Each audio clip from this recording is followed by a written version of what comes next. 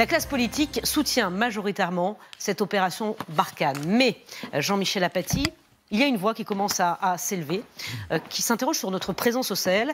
C'était Jean-Luc Mélenchon pour la France Insoumise. Puisque ces 13 morts nous interpellent, que nous nous demandions qu'est-ce que nous sommes en train de faire là et qu'est-ce que nous visons, qu'est-ce que nous voulons. La vérité est que plus vite les troupes françaises pourraient se retirer de la zone, le mieux ce serait.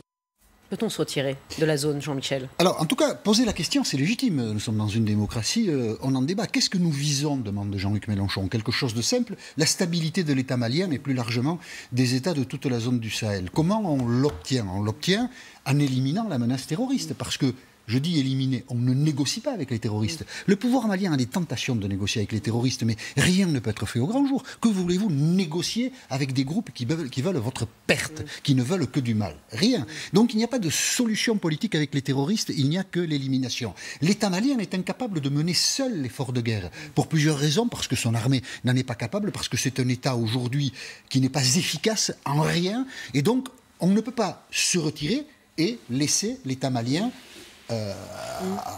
seul face au terrorisme. Donc, hélas, il semble que nous soyons fixés pour longtemps au Mali, faute de solutions négociables et négociées.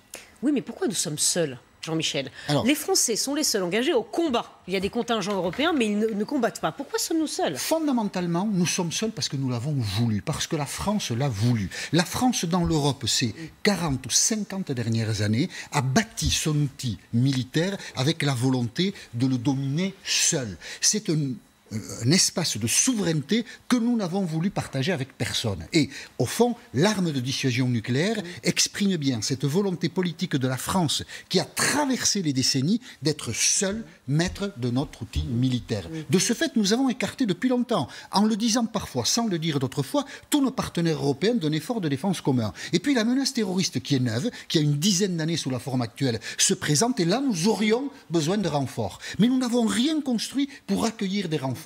Une armée, c'est un outil extrêmement précis, on n'en partage pas le commandement.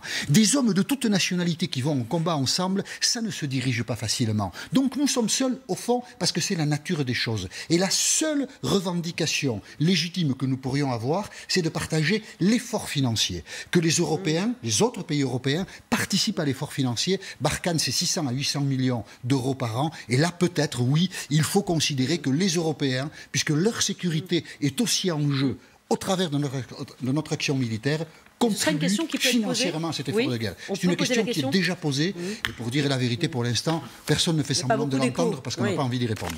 Mais ça, c'est sans doute quelque chose à faire. Les morts, hélas, nous ne les partagerons pas. Merci beaucoup, Jean-Michel.